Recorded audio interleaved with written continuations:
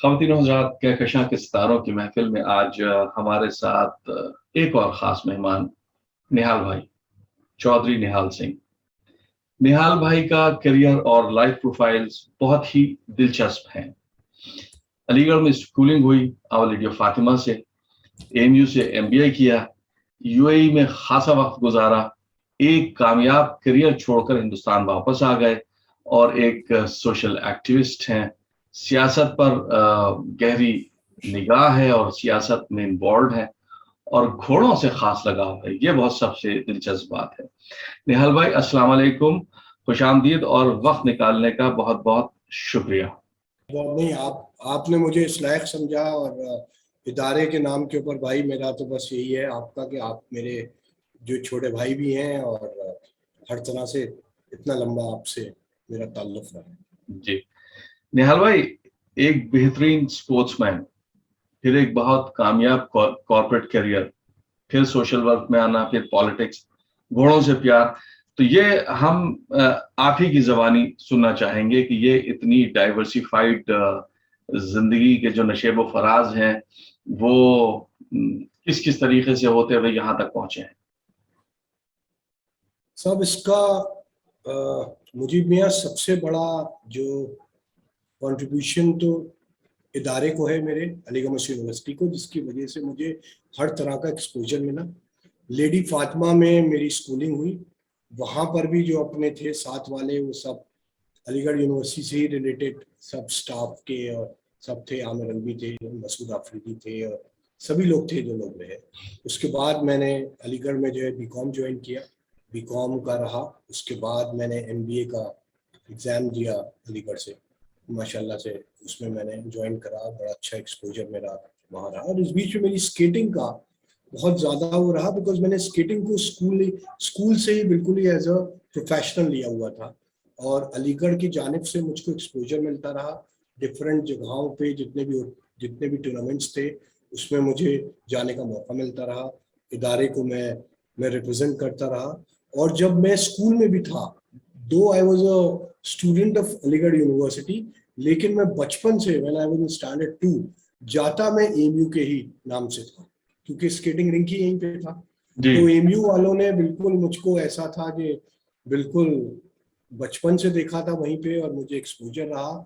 उस जमाने में जो है लवी पीरजादा साहब थे, जो है रोशी भाई हमारे सीनियर, मतलब इन सब लोग का मेरे ऊपर रहा, शफकत का हाथ रहा। फिर रवि भाई थे, राजेश वर्मा जी थे जो स्केटिंग में थे, हमारे जाहिद भाई थे, शहाबुद्दीन भाई थे, खान के बड़े भाई। इन सब लोगों ने मुझको गाइड करा और हमेशा मुझको बड़ा अच्छा एक्सपोजर रहा। और इसी उसमें मैं आर्टिस्टिक और फिगर स्केटिंग में रहा, नेशनल्स में जीतता रहा मुस्तकिली। बहुत ज़्यादा मतलब एक अलग ही वो रहता था। यूनिवर्सिटी में भी हर तरह की मुझे इज्जत मिलती रही। और बीकॉम के बाद फौरन ही मुझको उस वक्त जो थे आरिफ हमीद साहब जो थे हमारे जो म्यूजियम के हुआ करते थे प्रेसिडेंट, इसमें फिर मुझसे इन्होंने कहा कि भाई अब आप जो है जिम्मेदारी लें। सबसे पहले स्केटिंग की पूरे इतना लंबा आपका है कंट्रीब्यूशन, आपने सब कुछ करा। तो मैं स्केटिंग का कैप्टन नहीं बल्कि मुझको जो है जनरल कैप्टन बनाया गया, जिसके अंदर वेट लिफ्टिंग भी थी, आपका जो है रेसलिंग भी थी, और भी बहुत सारी चीज़ें आते हैं अंदर जनरल कैप्टन। वो सब मेरे अंडर आए और मुझे यूनिवर्सिटी का जाहिर है I was awarded to wear the colour also, जो कि यूनिवर्सिटी की सबसे बड़ी इज्जत है, कलर। और इसी बीच में जॉइंट सेक्रेटरी, जो कि उस जमाने में, अब तो जरा हल्का हो गया है, जॉइंट सेक्रेटरी का एक होता है इलेक्शन गेम्स कमेटी का, जिसमें जितने भी कप्तान होते हैं वो सब लोग करते हैं जी। उसमें मुझे मौका मिला। उसमें मेरा जो हुसैन वहीद साहब और शकील भाई ने पूरा मुझको उसमें वो करा, सपोर्ट करा। और उन लोगों ने कहा नहीं भाई निहाल तुमको बनना है। और मेरे उस वक्त मुखालिफ उसमें लाए गए आसिफ सईद। अच्छा, आसिफ सईद जी, वो थे राइडिंग कैप्टन जी। हाँ, आसिफ सईद साहब आए और भाई दोनों का हमारा ना बहरहाल कुछ ऐसे हालात हुए कि आसिफ साहब विड्रॉ करें और मैं फिर जो है यूनानिमस में हुआ जॉइंट सेक्रेटरी। अब जॉइंट सेक्रेटरी उस जमाने में बहुत बड़ा एक नाम होता था, और जब कैंटीन भी खुला था नया नया, तो रात में जिस वक्त ये जो डिक्लेयर हुआ तो नीचे बड़ी भारी भीड़ थी गेम्स कमेटी के नीचे। मुझे लोगों ने जो गोद में बिठा लिया, हार बार थे पहने। ये बड़ा इंटरेस्टिंग टॉपिक है। तो ऊपर से फिर से अनाउंस हुआ कि निहाल सिंह को, मतलब सारे वोट गए निहाल सिंह को। आलोक शर्मा उस वक्त जो है जिमखाना कैप्टन था, आलोक शर्मा जो कि अब जो है एडीजी है, जी एडीजी है जी। तो साहब हुए, तो मैं जिनकी गोद में जिनके कंधे में बैठा था, वो साहब नीचे से आवाज लगाते, बहुत भीड़ थी, कम से कम मेरे ख्याल में हजार के ऊपर लोग थे। उसने जोर चिल्लाया, अबे ये कौन है, निहाल सिंह कौन है? तो किसी ने कहा, अबे निहाल भाई का नाम तो निहाल सिंह है। तो मैंने कहा कि ये है अलीगढ़। मैंने कहा ये अलीगढ़ है, दिस इज अलीगढ़, सही बात की खुसूसियत है। उसने कहा, भाई ये निहाल सिंह कौन है, कौन बन गया निहाल सिंह? मैं बोला निहाल भाई के नाम तो निहाल है। बहरहाल करने हम गए ज्वाइंट सेक्रेटरी पे, हुसैन मियाँ की वजह से हम लोग ने अपने यहाँ जो है सैयद किरवानी साहब को बुलाया, चीफ गेस्ट बुलाया। और कुछ इत्तेफाक ऐसे हुआ कि ज्वाइंट सेक्रेटरी मैं था और सेक्रेटरी थे नसीब अंसारी साहब, जो कि मेरे मामू थे इत्तेफाक से। वो एक ऐसा मेरे लिए एम्बैरेसिंग सिचुएशन होती थी, लोग यही समझते थे कि साहब एक तरफ जो प्रोफेसर नसीब अंसारी साहब बैठते थे और एक तरफ मैं बैठता था। तो उसमें भी बहुत सारे एपिसोड बड़े इंटरेस्टिंग, क्योंकि इतना लंबा उसमें निहाल भाई आपके जो ये फंक्शन हुआ था, सईद किरमानी आए थे, मुझे माउंटेनियरिंग क्लब का प्रेसिडेंट अवार्ड मुझे मिला था। वो तस्वीर मेरे पास आज भी बहुत। अच्छा, माशाल्लाह जी जी जी जी जी माउंटेनियरिंग क्लब और में उसमें मेरे लिए थोड़ा एक अजीब ये हुआ था कि सारी स्पीच जो होती है वो जो सेक्रेटरी गेम्स कमेटी पढ़ता है जी, secretary games committee, not joint secretary. अब वहां पर नसीम अंसारी साहब का हुक्म जारी होता है एकदम से, the joint secretary has to read it. अच्छा, मैं उस जमाने में जरा सा बहुत ज्यादा स्पीच और उससे रहता था पीछे, बहुत ज्यादा नहीं था। मैंने कहा सर मैं नहीं। बोले हुक्म है मेरा। अब हुक्म है मेरा, सब खड़े हुए हैं, वाइस चांसलर बैठे हुए हैं। तो एक अजीब हुआ। और उसमें एक और इंसिडेंट था बड़ा अच्छा था, जो है हाशिम साहब उस वक्त वाइस चांसलर थे, तो मैं सब सारे कप्तानों को मिलवा रहा था। तो उसमें एक कप्तान थे हमारे मरहूम फुरकान मियाँ। हाँ, वो उसके थे रेसलिंग क्लब के थे। जी जी रेसलिंग कप्तान थे। तो मैंने मिलवाया, साहब ये फलाना, ये रेसलिंग है, ये इसके कप्तान है, ये स्केटिंग के हैं, फला बला बला। इनके पास आके हाशिम साहब रुके। हाशिम साहब ने कहा, अरे मियाँ भाई तुमसे डर लगता है, कहीं हमको यहाँ पे पटकी न मार देना। जैसे कहा उन्होंने बेचारे ने। अब ये कहते हैं, अरे डॉक्टर साहब तुम जब भी मिलो यही बोलो, पटकी ना मार दी, पटकी ना मार दी। मैंने तो आज तक ना मारी तुम्हें पटकी। मैंने उसका पैर दबाया, मैंने कहा यार खुदा के वास्ते माफ कर दो वाइस चांसलर के। तो फुरकान भाई का यही अंदाज था, फुरकान भाई का। तो ये हम लोग का इतना अच्छा, we had such a lovely team, और इतना अच्छा रहा। और फिर इसी बीच में एमबीए भी मेरा चलता रहा। और एमबीए मेरा जैसे ही खत्म हुआ, उसमें थोड़ी मेरी अटेंडेंस शॉर्ट हो गई, क्योंकि उसी जमाने में एडहॉक बनाई उन्होंने। तो हमने जो है मसी आलम को बनवाया प्रेसिडेंट। मसी आलम उस वक्त जो है राइडिंग के कप्तान हो गए थे। जी जी जी। आसिफ मियाँ को जाना था, तो ये हो गए थे। तो हमने बहरहाल मसी आलम को, सारा मैं और हुसैन का हम लोग का एक हुआ करता था, उसी मामले में अटेंडेंस मेरी शॉर्ट हो गई थी जी। तो फिर बहरहाल वो हमने अपना बड़ी मुश्किलों में 1 साल लूज करना पड़ा मुझे। बहरहाल मैंने एमबीए करा, जो मुझे 88 में कंप्लीट करना था, मैंने 89 में कंप्लीट करा। और यकीन से मैं आपको ये बताऊं, जो मुझे पढ़ाते थे मुश्ताक खिल्लू, मतलब जो मुश्ताक थे from south India, he was engineer by profession, south India के थे वो, बहुत था, जो ही वाज गोल्ड मेडलिस्ट, वो मुझे पढ़ाते थे। तो मुझे नौकरी मिल गई, मतलब अगले दिन 30 जून को एग्जाम खत्म हुए, तो 30 मई को 1 जून से I join the US embassy. I got a, बस वही है भाई साहब, जो आदमी नसीब लेके इस मुल्क में पैदा हुआ उसको कौन रोक सकता है। I was a sort of भाई स्पोर्ट्समैन वाले थे। मुझे नौकरी मिल गई, वो आके मेरे यहाँ रहे। 2 महीने तक नौकरी उनको नहीं मिल पाई, और 2 महीने बाद 1800 की नौकरी मिली उन्हें, 1800 की। और मैंने यहाँ स्टार्ट करा था 350, जो है 3500 रुपए से यूएस एम्बेसी। माशाल्लाह ये सब चलता रहा। तो हम लोग यहीं पे थे, फिर हम लोग सब लोग जमा रहते थे अलीगढ़। उसी जमाने में अलीगढ़ में ये जनता दल का टाइम आया जब वीपी सिंह बने, तो ये जो सतपाल मलिक साहब सतपाल मलिक साहब उनका इलेक्शन लड़ाया था आपने, दिलीप कुमार भी आए थे उसमें, हुसैन मियां हमारे वो थे बिल्कुल ही इस जी मामले में जी जो है राजनीतिक वो थे, जो है टीम लीडर। तो बहरहाल उनको जितवाया दवाया, वो बन गए फिर। तो हम उनसे जब भी मिलने जाते थे, एक दिन जो है उन्होंने हमसे कहा तो भाई निहाल मियां यहाँ तुमको कितने पैसे मिलते थे? जब मेरे शायद जो है 4,000 रुपए हो गए थे।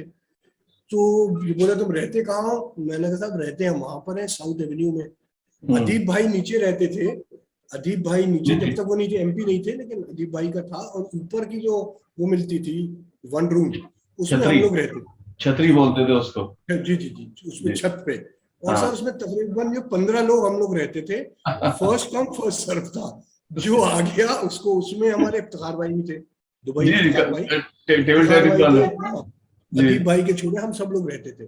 जी तो ये अच्छा, और हमने रखी हुई थी 350 यामाहा, डबल जी, इंजन। उसमें उसमें बहुत ज्यादा खर्च होता था तेल सही वेल में। बात, सही बात। तो इन्होंने सतपाल मलिक साहब जब भी जो है मंत्री बना दिए गए, मुझसे इन्होंने यूं करके, अच्छा वो सबसे बड़ी अच्छी तरह बात करते थे, मुझसे गले रख करके ऐसे, हाँ भाई निहाल भाई बताओ तुमको यहाँ पे कितने पैसे मिलते हैं? मैंने कहा साहब 4,000 मिलते हैं। अरे यार 4,000 में हो जाता है? मैंने कहा साहब किसी तरह कर लेते हैं। बोले आप जो है जी सुबह आइए करते हैं आवास पे। अच्छा, हमारा फर्स्ट इतना एक्सपोजर था, लेकिन अदरवाइज तो बस हुसैन मसीह आलम वहीं तक थे हमारा। आपको भी है पता, सियासत में कोई बहुत ज्यादा मैं नहीं था।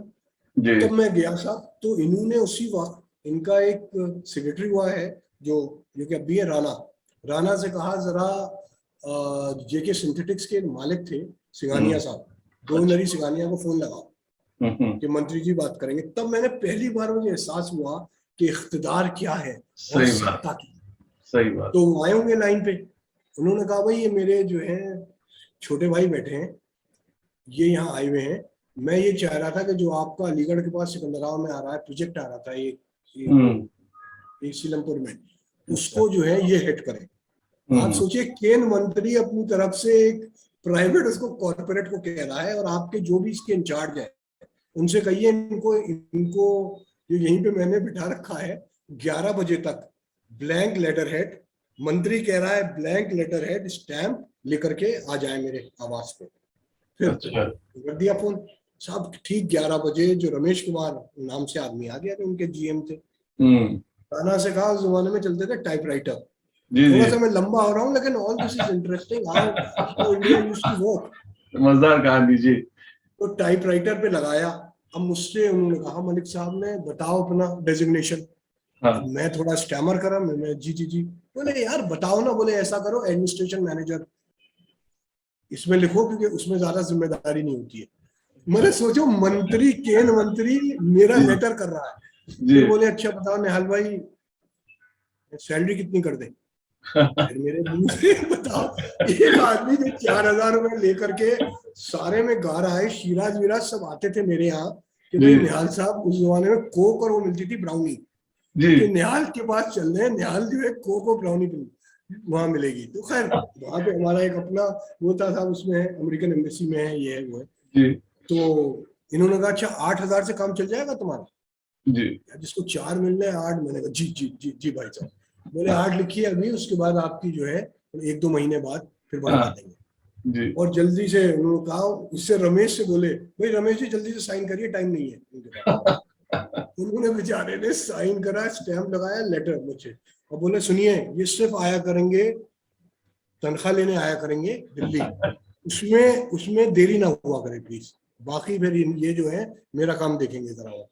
मुझे अच्छा। दिया, मुझसे बोले अपनी 350 यहाँ रखिए और ये लीजिए मेरी जिप्सी, जी। और अलीगढ़ जा करके देखिए जरा।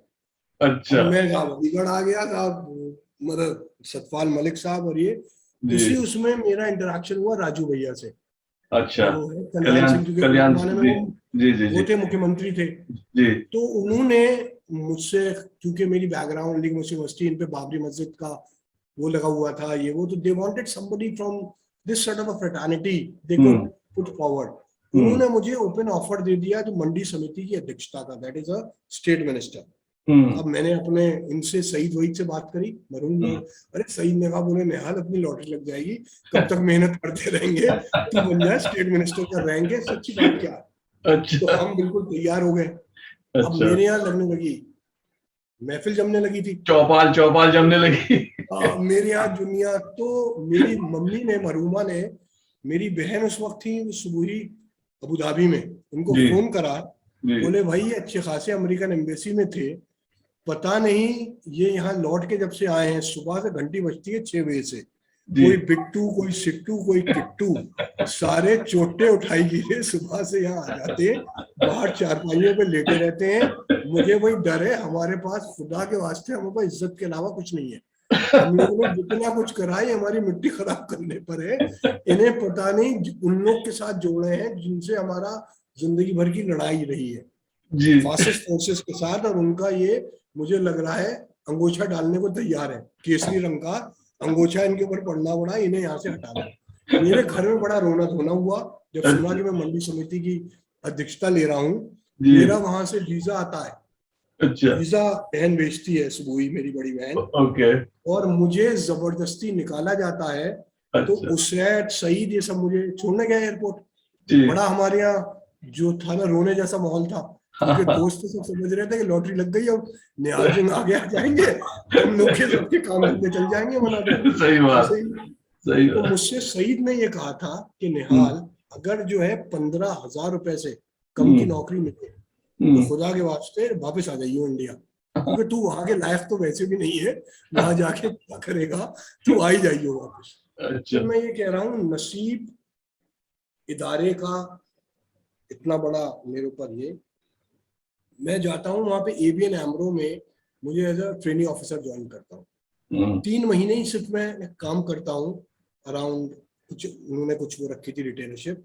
मुझे एक ऑफर होता है local bank owned by the Abu Dhabi investment authority and the royal family, और उसका एक सीईओ होता है पाकिस्तानी एंड द शेयर, he was from London School of Economics. मैं अपना भेजता हूँ CV that I am with ABN AMRO and all. Sir वो लिटरली अपनी कुर्सी पे खड़ा हो जाता है जब मैं जाता हूँ अंदर, मेरा एमयू देख के, बोला अलीगढ़ मुस्लिम यूनिवर्सिटी के पढ़े हुए हैं आप, मुझे आपसे कुछ नहीं पूछना। मेरे क्या बात। दादा who was a brigadier in the Pakistan army, he had studied in your university, do tell me what is जो sir Syed house and this and that. He है, उसने कहा आपसे कोई सवाल नहीं है। एचआर वाले से कहा he will be no more with the ABN, he's going to join us as a officer. वाह। एंड सर मैंने उस जमाने में मैंने 5,500 जो धर्म से स्टार्टिंग हुई मेरी, प्लस रेजिडेंस 5,500 धर्म 90 में बहुत थे, बहुत थे, बहुत वाकई। मेरे साथ वालों को मैंने बताया कि ऐसे ऐसे हुआ, बोले अच्छा हुआ उसने सवाल नहीं करे तुझसे, सवाल कर लेता तो भगा देता। कहता भाई तुझे किसने ले जाया मेरे पास, वो तो अलीगढ़ मुस्लिम यूनिवर्सिटी के नाम पे तेरी नौकरी लग गई। So but those 10 years I really मतलब was the best years of my life. I got the best exposure. Pakistanis के साथ में, देखो मेजोरिटी वो तो Pakistanis, I lived with them, learned from them. Really, I learned a lot. My dress style, my thing, because they were all the born bankers. वो तो born banker. देखिए पिछला काम तो इंडियंस करते हैं, LC के डॉक्यूमेंटेशन और क्रेडिट एनालिसिस एंड ऑल। जो फ्रंट एंडिंग है, how to do the marketing of your banking product, either it's a asset or a liability, that is only with the Pakistanis. वो बिहार भाई वहां पे जैसे देखिए ऐसा था ना, जो शारजा में क्रिकेट मैचेस होते थे तो उनको एक एज था वहां के ऊपर, उनकी जो रूलिंग एलीट थी और जो बड़े कॉर्पोरेट हाउसेस थे, तो ट्रेडिशनली उनको एक एज था, तो उसकी वजह से मेरे ख्याल से उनका ज्यादा अपर हैंड था। So I believe. तो निहाल भाई फिर ये आपका एक अच्छा करियर रहा वहां के ऊपर, फिर आपको क्या एकदम से कीड़ा काटा कि नहीं भाई छोड़ के मैं हिंदुस्तान जा रहा हूँ, सियासत कर रहा हूँ? Lastly, I was looking after the Abu Dhabi National Oil Company trade finance. I was heading that, plus ADNOC from the bank side, because banks उनके अलग-अलग जो भी nationalized banks होते हैं, this was Union National Bank, one was Abu Dhabi Commercial Bank, last one was National Bank of Abu Dhabi. 3 बैंकों में इन लोग का सारा अपना जो है, so I was heading that, plus I was looking after the fund management of His Excellency Sheikh जो मोहम्मद बिन जायद, इनका जो अपना अकाउंट था, पर्सनल अकाउंट का एक हिस्सा था. So I had the best of exposure. मैं शाम में जाके जो है मजलिस में बैठता था. दिन भर आई वाज विद इग्नॉर and I was directly working with the CEO Anwar Sher. I was directly working with him. फिर अनवर साहब started pressurising me to go for a further study CIB, that is London. CIB London के लिए मैंने उनसे कहा भी, क्योंकि मैं इतना फ्रैंक हो गया था. मैंने कहा सर मुझसे पढ़ने लिखने को मत कहो, because whatever I could study, I've done it in Aligarh. बोले नहीं निहाल, if you have to grow in this hierarchy of banking, then you have to have some sort of a academic input. मैंने कहा sir please do not ask me. वो कहता था मुझसे कि निहाल, this will be our, we will sponsor it, the bank will sponsor it. I have asked Sheikh Nayan bin Mubarak, he used to be our chairman. मैंने special तेरे लिए approval लिया है. So you go to London, do the CIB course, come back. मैंने कहा sir मैं नहीं कर सकता. So anyway, मैंने finally इतना pressurized था. I said I am resigning. I mean, he said have you gone mad about? So मैं एक दिन आता हूँ अपनी, my wife used to work with Gulf News as a editor. अच्छा. हाँ, तो मैंने अपनी बीवी से कहा यार I am resigning. उसने कहा have you gone mad? Have you gone nuts? What the hell are you going to do in India? मैंने कहा यार वो करेंगे, खेती करेंगे. पूरे पागल हो गए हो. यहाँ तुम अपने you are on the zenith of your career. तुम्हारी ग्रोथ है. You are directly with the royal family with Sheikh Mohammed bin Zayed. That time he was the crown prince and the chief of the army staff.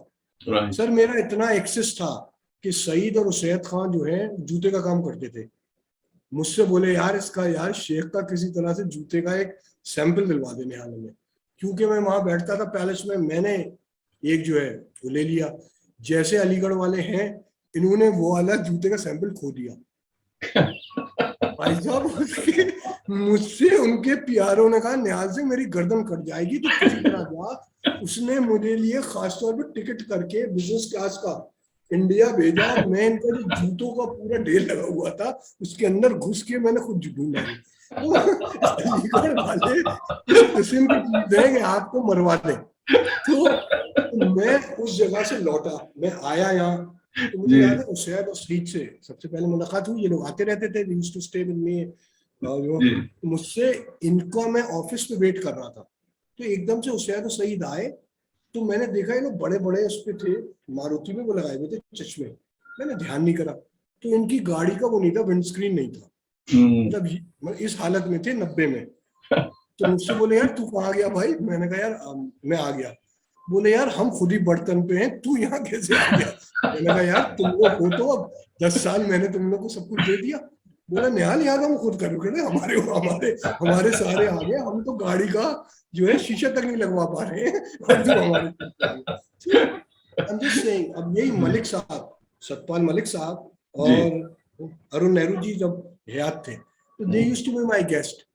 जब भी थे ये लोग आते थे, हाँ हमेशा आते थे ये लोग वहीं पर. मैं इनका वो भी मलिक साहब बहुत नाराज थे. बोले यार तुम क्यों आ गए? कम बैक, क्योंकि इन्होंने देखा था सारा वहां मेरा सिस्टम. मैंने कहा जो चीज छोड़ो अपनी हाइट पे छोड़ो. सही. Believe in that. मैंने कहा अलीगढ़ मैंने जब छोड़ा, मैंने I was in my higher joint secretary games committee फलाना ढमका, और मैंने मियां आज तक अलीगढ़ यूनिवर्सिटी में किसी को मेरा ख्याल में साला भी नहीं कहा होगा. जरूरत ही नहीं थी. सब निहाल भाई हर जगह अस्सलाम वालेकुम हंसते हुए. किसी से मेरा लड़ाई नहीं. मैं वाहिद लोगों को बड़ा सरप्राइजिंग है इस बात को कि साहब यार आपकी लड़ाई. मैंने कहा लड़ाई यार मेरी हो ही नहीं सकती किसी से. अच्छा, खास तौर से हुसैन भाई के ग्रुप से एसोसिएटेड और लड़ाई ना हुई. नहीं तो मैं अपने इस हिसाब से अपने सिस्टम्स क्रिएट करके चलता था जी. मेरा बड़ा कोई ऐसा नहीं था कि मैं कोई बहुत ही सीधा वो था. लेकिन मैंने कहा अपना जहां से भी काम, और ये आज तक है, जहां पर आपका काम बस आपकी जो है जो धमक से निकल जाए वो धमक तक रखो. निहाल भाई, this makes you such an admirable personality. क्योंकि मुझे भी खास तौर से देखिए, आपने जिंदगी अपने टर्म्स पर जी है. अब आप उस जगह से छोड़कर आए जिसका तसव्वुर भी हम लोग वो नहीं करते, जिस लेवल के ऊपर आप नौकरी कर रहे थे.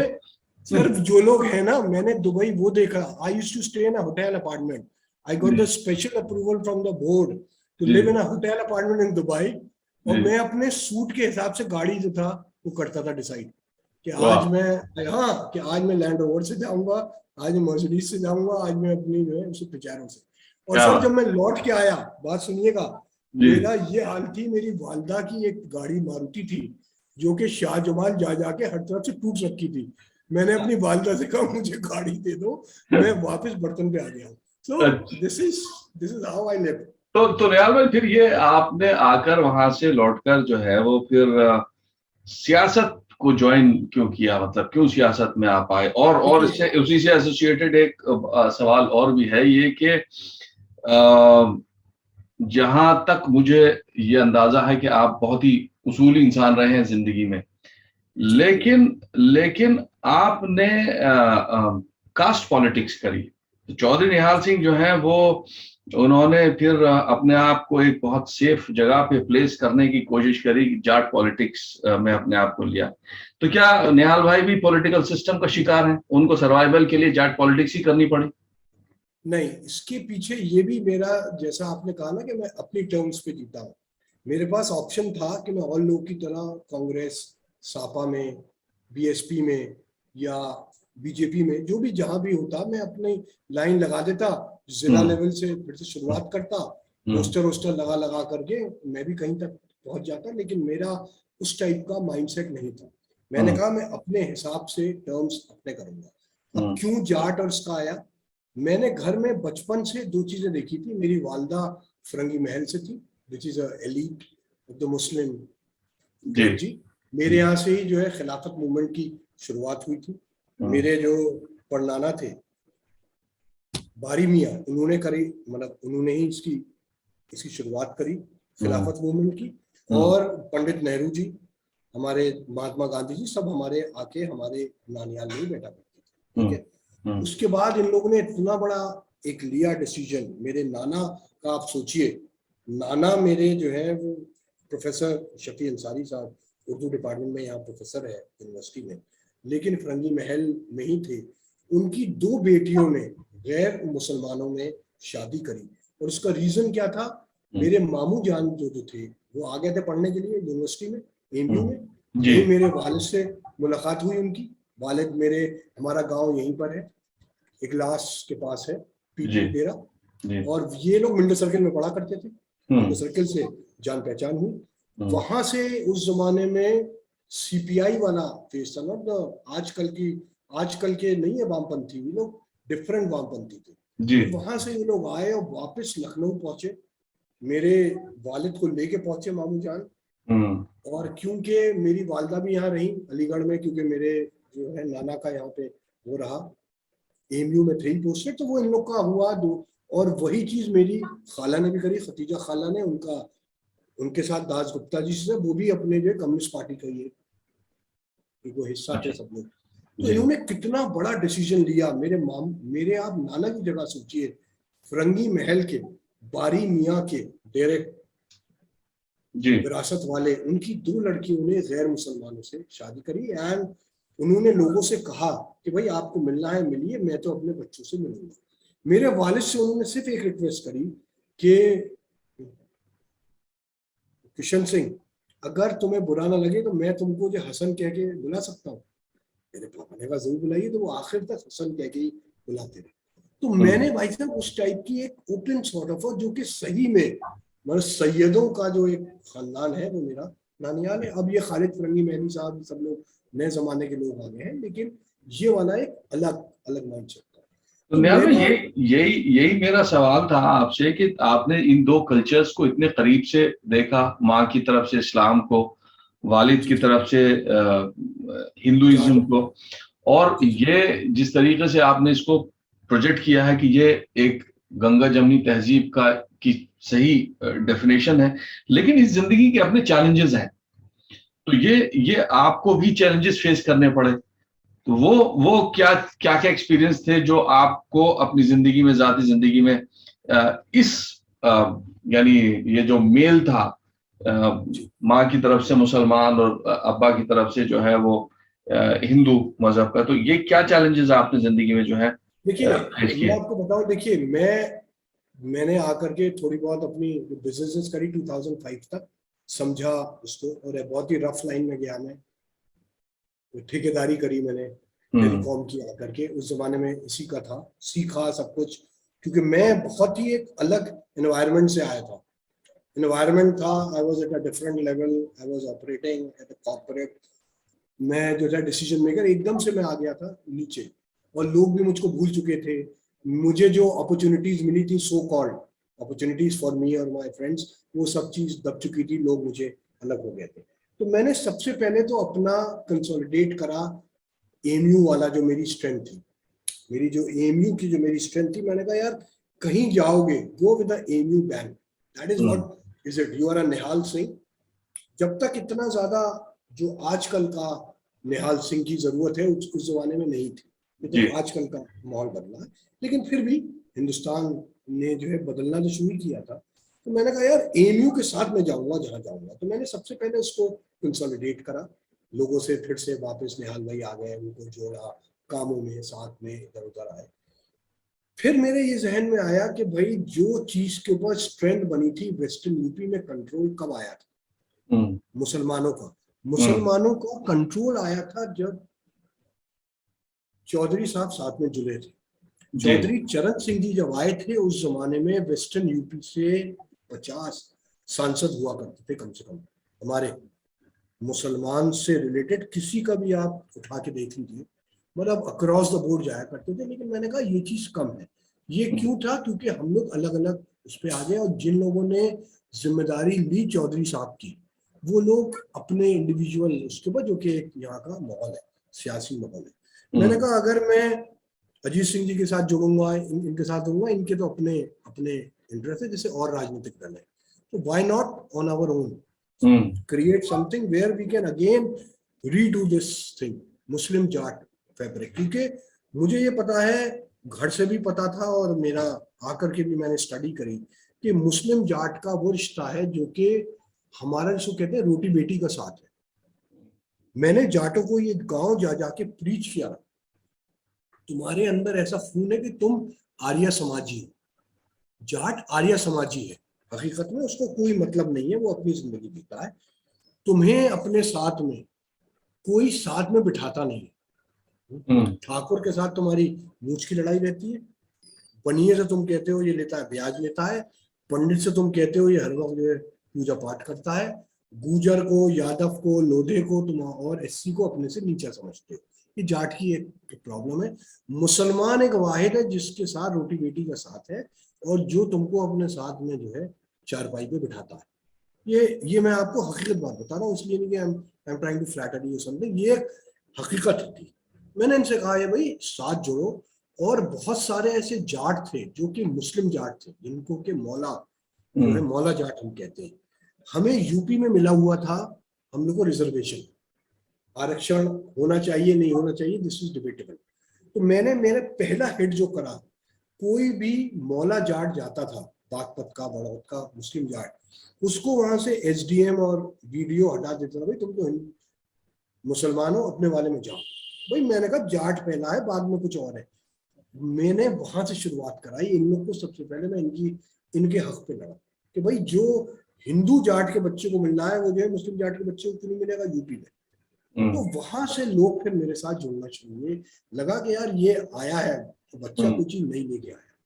मैंने कहा इसको हम सियासी सही टाइम पर वो देंगे रुख, और हम अपनी टर्म्स पे चलाएंगे। I was very impress with how Ramvilas Paswan used to go, कि मेरी भैया जो है छोटी सी दुकान है, मैं अपने 2-4 विधायक बनाता हूँ, एक आध सांसद, जो सी सरकार बनेगी उसमें मेरा रहेगा। तो देखिए इसमें थोड़ा सा इख्तिदार के बगैर आपको कुछ मिलेगा नहीं।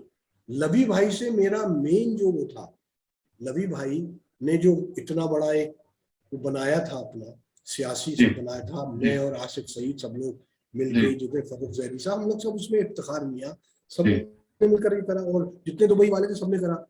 लेकिन मैंने लवी भाई से कहा कि आप इसको इतना लिमिटेड मत करिए, थोड़ा फ्लेक्सिबल होइए। करेक्ट। मुसलमानों को जरूरत है इस वक्त, लेकिन थोड़ा फ्लेक्सिबल होके चलिए। क्योंकि आपको लोग एक्सेप्टेबल करेंगे, आपने भी जो है। तो ये वाला मैं आपको ये बता रहा था कि वहां से ये शुरुआत हुई, और इसके पीछे देखिए फाइनली सियासी की, अगर हिंदुस्तान में आप वोटर पॉलिटिक्स की तरफ नहीं जाएंगे तो फिलहाल तो सरवाइव नहीं करेंगे हिंदुस्तान में, ये चीज मैं भी जानता हूँ। लेकिन मैं उस लेवल पे नहीं उतर सकता। एक ने बड़ी अच्छी बात कही थी मुझसे कि निहाल, तुम यार जमीनों पे कब्जा करा नहीं सकते हो, किसी का गैंगरेप नहीं करा सकते, रोड होल्ड पर, तुम्हारा जो है राजनीति से क्या मतलब है। मैंने कहा यार यही चेंज लाने के लिए मुझ जैसे आदमी को आना है, लेकिन मेरे अंदर बड़ा अभी वो है, संयम है, मैं हल्के हल्के चलूंगा क्योंकि तो निहाल भाई फिर आपका पॉलिटिकल एम्बिशन है क्या? यानी आप एज अ किंग मेकर बने रहना चाहते हैं, या आप अपने लिए भी कोई एक मकाम देख रहे हैं कि भाई मुझे भी नहीं, ये मैं हासिल करना फिलहाल है? तो मेरा यही है कि कहीं पर कंट्रीब्यूशन अपना ये रहे कि हम लोग का इख्तिदार में एक रोल आए। और मेरा खास तौर पे मुसलमान और जाट, आप एक चीज समझ लीजिए, हालात दोनों के एक से हैं। आज को जाट को इन्होंने थोड़ा थोड़ा सा वो जो है जरा सांप्रदायिकता की तरफ जो है कन्वर्ट किया है, यूथ को किया है, लेकिन जाट बाय हार्ट कम्युनल है नहीं।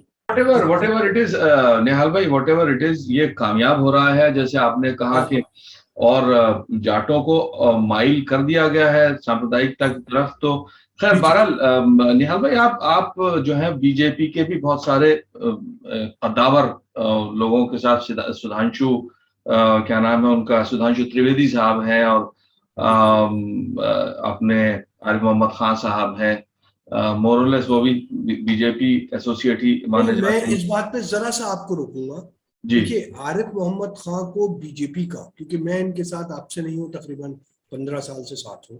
आरिफ भाई जब मेफेयर गार्डन में ऑलमोस्ट अकेले ही थे, तो मैं मतलब मेरा ये रहता है जिसके साथ जुड़ते हैं तो फिर आखिर तक जुड़ते हैं। तो आरिफ भाई के पास 2014 से लगातार ऑफर रहे कि वो ज्वाइन करें मेन स्ट्रीम को, यानी कि इख्तिदार को। प्रधान सेवक जी खुद चाहते थे, क्योंकि सारा ट्रिपल तलाक का जो पूरा बना था वो आरिफ भाई ने घर पे ही अपने, मतलब आरिफ भाई की गाइडेंस के ऊपर सब कुछ करा गया, और आरिफ भाई को जो रिस्पेक्ट और इज्जत वहां मिली। लेकिन आरिफ भाई ने मुझसे खुद ये बात कही कि देखो निहाल, मैंने इंदिरा जी के साथ, राजीव जी के साथ, सबके साथ है काम करा, which was a different disposition, ये अलग डिस्पोजिशन है। मेरे लिए थोड़ा सा मुश्किल होगा, जिसको कहते हैं जो है 9 to 9 वाला काम होता है, क्योंकि उसमें मेरा, हाँ, कोई नेशनल सिक्योरिटी, नेशनल से रिलेटेड कभी कोई जरूरत है तो मैं हाजिर हूँ, क्योंकि मैं इनको मुस्तल कहना था, अरे भाई आप इख्तिदार में आओ, कुछ करेंगे तभी तो हम लोग कुछ कर पाएंगे। और मैं आपको अभी एक बात और आरिफ भाई की बताऊं, 2013 में जब ये जाट और मुस्लिम वाला हुआ है, आरिफ भाई ने मुझे बुलाया कि निहाल तुमने इतना बड़ा पूरा मतलब नॉन अजीत सिंह एक पूरी जो है टीम खड़ी करी है यहाँ पे, हरियाणा में, मध्य प्रदेश में, सब जो चौटाला से भी अलग है, हुदा से भी अलग है। तो यार ये बताओ, अगर मैं कोई चीज में अजीत सिंह जी को ऑफर करूं जिससे कि ये जो हारमोनी बन सके, तुम तैयार हो? मैंने कहा अरे भाई आप बिल्कुल। बोले आप उन्हें बुलाओगे? मैंने कहा अभी बुलाता हूँ मैं सबको। आरिफ भाई ने सबके सामने कहा कि मैं मिलने जा रहा हूँ चौधरी साहब से, अजीत सिंह से, उनसे कहूंगा कि अगर आप चौधरी साहब निकलो सड़क पे, मैं आपके साथ निकलने को तैयार हूँ, जबकि इस क्षेत्र से मेरा कोई भी राजनीतिक मतलब नहीं है, क्योंकि वो अपना वहां से लड़ते हैं, बहराइच वहराइच से है उनका, तो ऐसे तो कोई है, क्योंकि इनकी कोई वही नहीं बैठती है इधर। आरिफ भाई गए और उन्होंने स्वर्गवासी चौधरी साहब और उनके साहबजादे के सामने ये बात रखी कि आप आइए सड़क पर, आपकी बात हिंदू जाट भी सुनेगा और जो है मुसलमान भी सुनेंगे आपकी बात को, क्योंकि भाई फाइनली चौधरी साहब के बेटे हैं। वो साहब निकलने को नहीं तैयार थे। आजम खान का कभी नाम ले, कभी समाजवादी का ले। आरिफ भाई ने कहा भाई जो कुछ होगा, और मैं आपके साथ में, वो लोग भी जो सामाजिक तौर पे आपके साथ नहीं खड़े होते, किसी का नाम नहीं लिया। निहाल भाई सॉरी टू इंटरप्ट यू, मैं उनकी इंटेग्रिटी के ऊपर कोई खुदा न खास्ता नहीं पैदा कर रहा। मैं ये कह रहा हूँ कि जैसा कि एक माहौल बन गया है मुल्क में, जो मुसलमानों को लेकर हाय तौबा मची हुई है, तो ऐसा लगता है कि भाई जैसे कोई अगर बहुत ही रैशनल किस्म की बात करता है, जैसे आरिफ साहब केरला के गवर्नर हैं और वो अक्सर खबरों में रहते हैं कुछ बहुत अनपॉपुलर चीजों को लेकर के, तो क्या आप क्या समझते हैं कि ये जो मुसलमानों को लेकर हाथौबा मची हुई है मुल्क में, तो क्या इस मुल्क की जो बुनियादी परेशानी है वो क्या मुसलमान ही है? नहीं, ऐसी बात नहीं है। सिर्फ देखिए, ऐसा होता है कि जितने भी यहाँ पर सियासी दल रहे हैं, उन्होंने जिस बात पे लबी पीरजादा साहब ने भी ये चीज लेके आए थे, उन्हें इख्तिदार के लिए इस्तेमाल तो किया गया, लेकिन इख्तिदार इख्तिदार तक आज तक लाया नहीं गया। मेरा अपने हर मुसलमान भाई के जिनके साथ भी बैठता हूँ है, मेरा एक ही कहना है यार, 70 साल में टायर पंक्चर की दुकान के अलावा तुमको इन सारी जमातों ने दिया क्या है?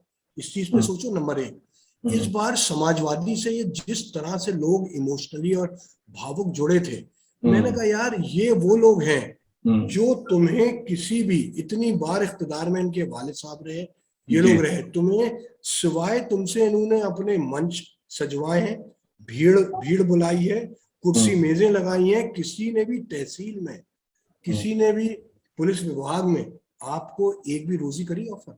कभी करी?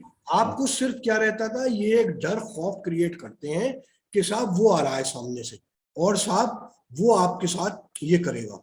मैंने कहा सही बात निहाल भाई, बिल्कुल सही बात, बिल्कुल सही बात। इस बात को 70-75 साल के बाद हिंदुस्तान के मुसलमान एक्नॉलेज कर रहे हैं, लेकिन उसके उसके बरक्स जो जो मौजूदा हालात हैं, जिस तरीके से यानी जो इस वक्त शासक दल है, तो वो भी तो कुछ कुछ पुचकार तो नहीं रहा, वो भी नहीं, बहुत ही। देखिए साहब, मैं इंक्लूडेड, एक वर्ड बड़ा चलता है अपीजमेंट जी।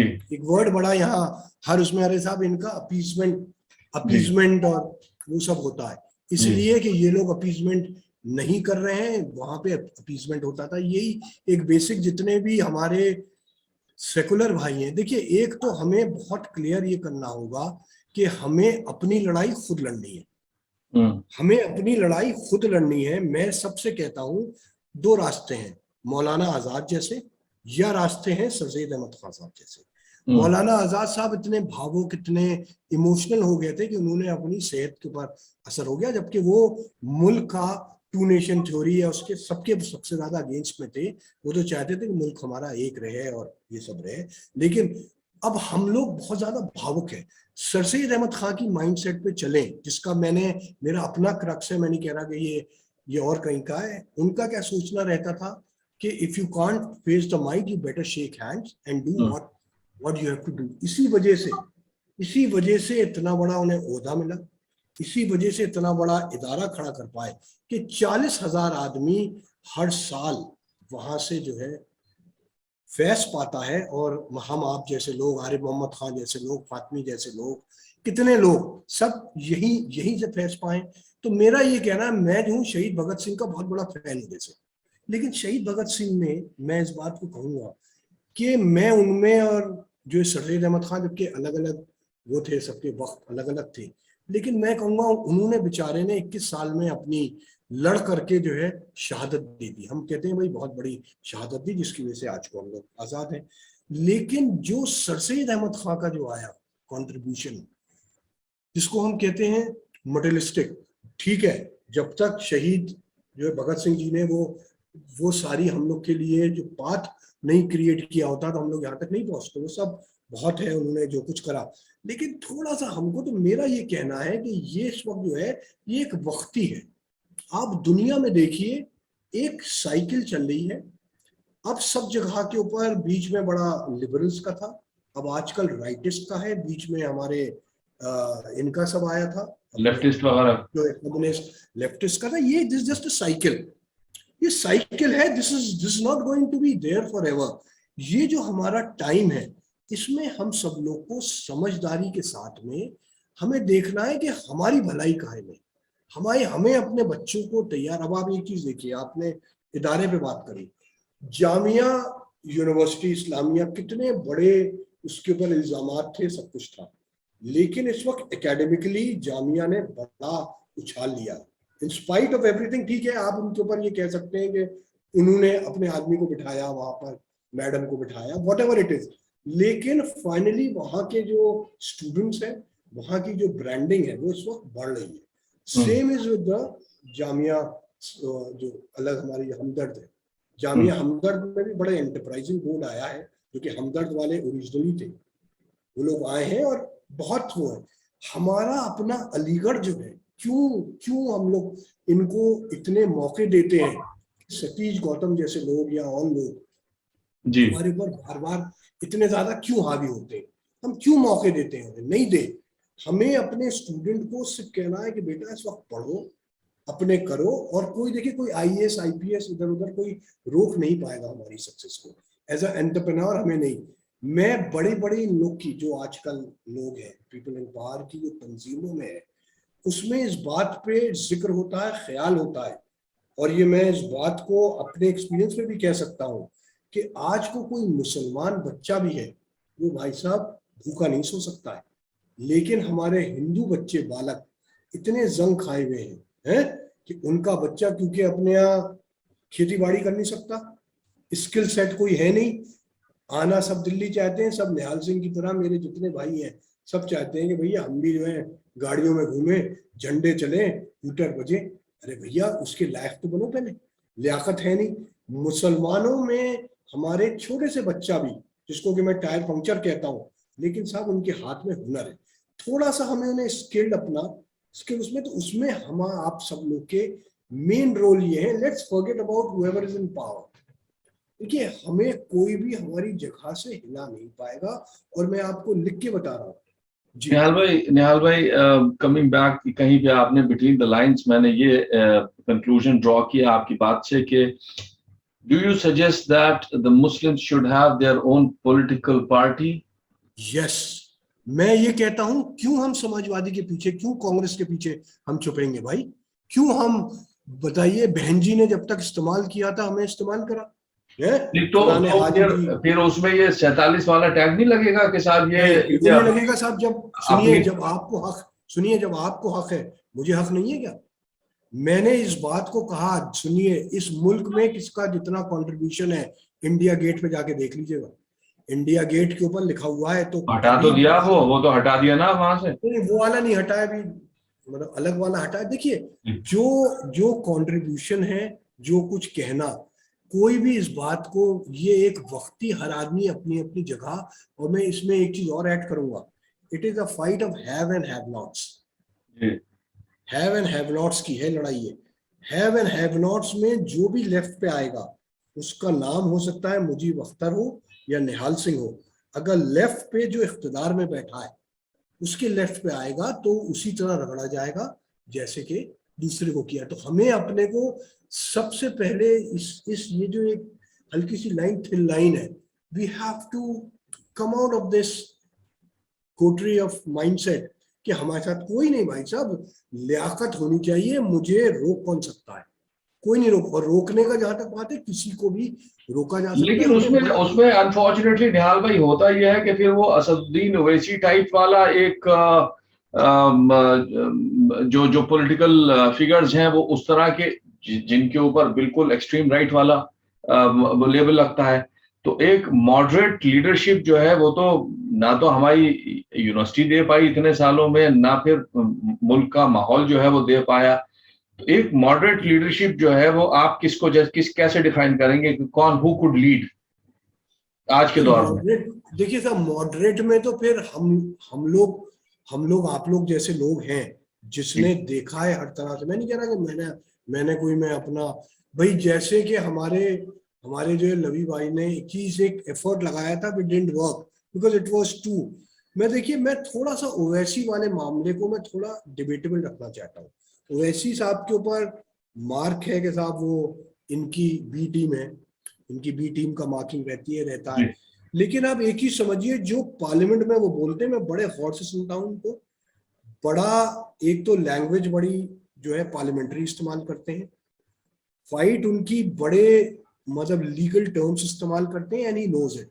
प्लस उन्हें हालात ने, ऊपर वाले ने इतना कुछ दिया है कि उनके पास इतनी बड़ा पीछे बैकअप है कि वो कोई भी चीज जो है खड़ी कर सकते हैं। अब वो अपने हिसाब से इधर उधर मनोवर करते हैं because he has to survive also. मैं उनसे आज तक मिला नहीं या मैं उनका कोई वो सपोर्टर नहीं हूँ, लेकिन we need somebody like him, not exactly him. जैसे मैंने जयंत को इलेक्शन से पहले भिजवाया था, कोई उनके खास है, मैं नाम नहीं लूंगा, मैंने कहा ये जयंत क्यों जा रहा है इसके साथ, अखिलेश के साथ, अखिलेश क्या दे देगा इसको, अखिलेश की हड्डियों का सूप पी जाएगा। यार जो उसने अपने चाचाओं को नहीं बख्शा, मेरी अखिलेश से अच्छी हो सकती है, लेकिन भाई उसने, वो तुमको क्यों सरवाइव करने देगा भाई?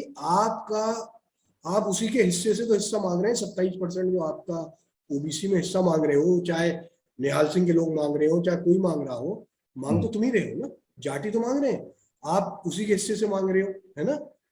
आज तक उन्होंने एक अपना राजेंद्र सिंह करके एक है, चौधरी राजेंद्र, हमेशा बैठे रहते हैं वो, उनको जो नेताजी ने उनके साथ किसी हम में से आसपास नहीं जाने देता है। जब वो इख्तिदार में था, हमारा कोई काम था, हम गए थे अखिलेश के पास, किसी से बेचारे ने हमारा काम तो करा, उसमें हमें कुछ नहीं था। लेकिन मैं इस वक्त बात कर रहा हूँ टोटली एज अ पॉलिटिकल। मैंने कहा अपनी बनाओ, तुम साथ में इसको जोड़ो, आजाद को जोड़ो, ये जो लड़का है बड़ा सा जो है जुझारू लड़का है ये। मेरे साथ के दो लोग, मेरा सतपाल चौधरी, मेरा खास जो मेरे इसमें था, उसको, वो उसका जो है राजस्थान का प्रभारी है, असद हमारे आगरा के प्रभारी है उनका, असद। मैंने कहा ये फ्यूचर है हिंदुस्तान का, क्योंकि वो लड़का ना जेल जाने से डरता है ना किसी से डरता है, ठीक है, और उसके पास आएगी बहुत, मतलब बहनजी वाला is almost on the is over now, seems over, yeah. हाँ, ये लड़का आएगा।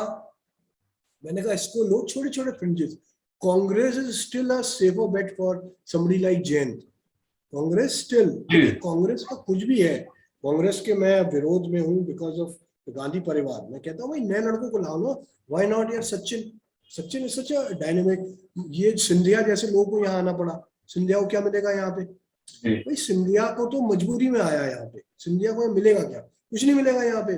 सब जो इनके सिस्टम से नहीं है, जिसने 90 साल साइकिल नहीं चलाई है, वो यहाँ सर्वाइव नहीं करेगा। मुझसे भी लोग कहते हैं यार तुम जाओ मिलो, मैंने कहा यार मेरे पास वहां पर everything is what you have on the table. मैं कहूंगा जाट, तो कहेंगे यार जाट तो हमें यूं ही जो है भारत माता की जय पे लगा रहे हैं। मैंने कहा मेरे पास मुसलमान है, बोले साहब मुसलमान चाहिए नहीं हमें। कौन लेके आया? जो लेके आएगा उसको और भगा देंगे, बिकॉज दैट्स अ वेरी व्यापारिक माइंडसेट, वेरी व्यापारिक माइंडसेट। अच्छा निहाल भाई, coming back again to same question कि देखिए उनको, जैसे उनको ओवैसी साहब को कहा जाता है बी टीम है, तो इतना, यानी आजकल के दौर में कोई भी जर्नलिस्ट हो, कोई भी पॉलिटिशियन हो जो अगेंस्ट द फ्लो जाता है दुनिया भर के, उसके ऊपर ईडी और फलाना और ढिमाका, ये साहब जो है ये इतने कंफर्ट जोन में बैठे हुए हैं और इनके ऊपर कोई सरकारी कार्रवाई नहीं होती, जबकि सबसे ज्यादा वोकल है ये। तो इसकी वजह से ये मशकूक की कैटेगरी में ये आ जाते हैं। तो how do you see this? देखिए भाई साहब, इसको मैं लोगों को समझाता हूं कि तुम लोग इनका सियासी माइंडसेट ही नहीं समझे हो। ये लोग जैसे चलते हैं इनके सियासी, इनका वोट शेयर इज ओनली 30%, जो 30% is intact at the moment. 70% are the people who are against them. उसमें हर तरह के लोग हैं, जो सेकुलर्स हैं, मुस्लिम्स हैं, फलाना, who are against them, whatever it is. ये 70% में ही सेन लगाते चलते हैं, 3 to 4%, 5%, 6%, उसी से इनका आगे पीछे।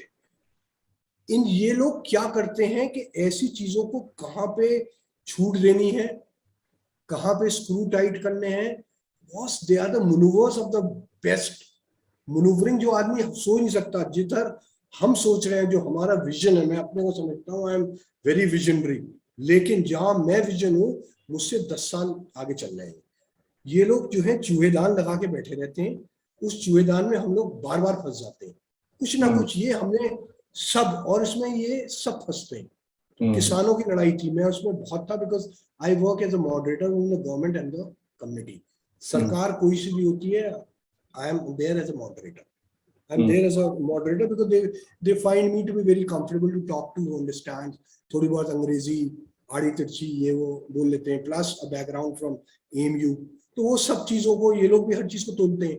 तो मैंने तभी कहा था किसानों से हर जगह पे, मैंने कहा देखो ये तुम्हारी लड़ाई नहीं हो रही है, ये सिर्फ मिडिलमैन की लड़ाई है, तुम्हारी लड़ाई कोई नहीं लड़ रहा है, ये सिर्फ जिन लोग की अपनी रुपए पैसे की पंजाब हरियाणा में जो लोग हैं जो आड़ती हैं, ये आड़तियों की लड़ाई है, बिकॉज ये बीच में से अपना स्टार्ट कर रहे हैं, इनका मॉडल समझो, आखिर में you will be at a loss.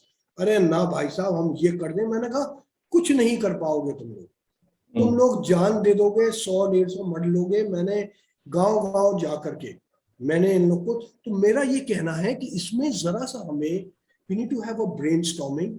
हमें सबसे पहले, मैंने सबसे कहा फजर से तहज्जुद तक, एक तो योगी मोदी का हर वक्त तुम्हारा एक ही नाम है, क्यों कि कोई चीज तुम्हारे साथ नहीं है, अच्छाई बुराई छोड़ो, जिक्र ही मत करो यार, इसी से तो कंसोलिडेशन है, इसी से कंसोलिडेशन है भाई। तुम जितना बोलोगे, तुम अपने अपने काम करो, अपने काम करो, जो इनकी जरूरत है ये लोग उसको खुद ही वो करते हैं। अब आप देखिए कश्मीर का वो एक लड़का था, वो IAS टॉपर, वो इनके अगेंस्ट था, 10 महीने जेल में रहा, उससे पता नहीं क्या उसको पट्टी पढ़ाई, अब उसको लेके आ रहे हैं सेंट्रल में, मतलब अच्छा। वो भी तो मुस्लिम है ना, तो उसको क्या पट्टी पढ़ाई, क्या काम किया इनकी, भाई साहब ये सब चीजें सीखने की है। चाणक्य नीति, मैं लोगों से कहता हूँ चाणक्य नीति को सीखो इनसे यार, कैसे इख्तिदार आएगा, कैसे हम बैठे हैं। मैंने कहा हम लोग यहाँ बैठे हैं। अच्छा एक चीज और मैं आपको बताऊं, सबसे ये है कि साहब हम लोग अपनी जो 2.5 ईंट की मस्जिद बनाते हैं मुजीब भाई, जब तक इंटरेक्शन नहीं होगा, जब इस्लामिक सेंटर के इलेक्शन की बात मैं अपनी हल्की सी ऐड करूंगा, आरिफ भाई को लोगों ने तैयार करा, मैं बहुत मुखालिफ था, मैंने आरिफ भाई से कहा इंडिया इंटरनेशनल सेंटर में, मैंने कहा आरिफ भाई आप क्यों कर रहे हैं, लेकिन उन्होंने जो इसकी बात बताई मुझे, क्योंकि मेरा उनका बड़ा बहुत ज्यादा वो है, मैं उनसे गाइडेंस लेता हूँ, सब कुछ करता हूँ, तो मेरा मेंटोर है। बोले वही निहाल मियाँ, Islamic center is more like a मतलब just a center for people doing whatever you may call, बहुत ज्यादा जो उसका रोल जिसके लिए बनाया गया था वो नहीं है। Centre should be like how Swami Vivekananda foundation है, इत्तेफाक से उसका मैं भी मेंबर हूँ, 2010 से आरिफ भाई फाउंडर मेंबर हैं, और हमारे जो है डोवाल साहब उसके वो रह चुके हैं चेयरमैन, और जो डोवाल साहब ने बनाया था मुझे 2010 में जब ये हुआ था, उनकी साइंस था।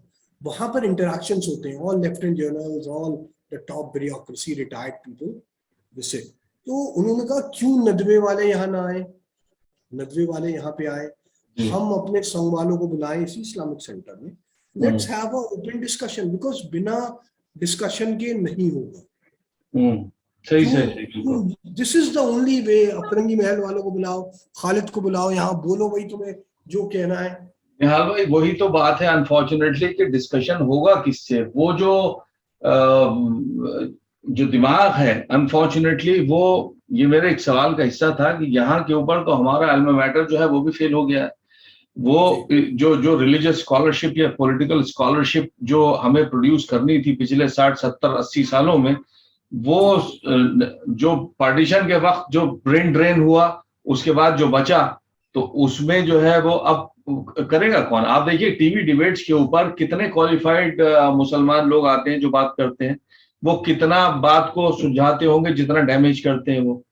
सो this is very unfortunate, but you are right के जब तक डायलॉग नहीं होगा ये ब्रिज जो है ये बढ़ता रहेगा। मैंने इसी बात पे ही मैं तैयार हुआ था कि हाँ साहब भाई देवबंद वाले क्यों ना आए, देवबंद वाले अपना रखे पॉइंट ऑफ व्यू यहाँ के, हम बुलाएंगे इन लोग को, हम भाई इनको यहाँ पे जो है बुलाएंगे। आरिफ भाई का जाहिर है वहां तक है एक्सेस है अपना, मेरा भी भाई आइए बैठिए साथ बैठिए, क्योंकि इस तरह से मुल्क नहीं चलेगा, इस तरह से मुल्क नहीं चलेगा कोई। और दूसरी बात, नैरेटिव में हम लोग को थोड़ा सा चेंज लाना है, किसी इंडिविजुअल्स हमें लाइकिंग नहीं है, the people in power, that doesn't mean it should not give a reflection as if we are against the nation.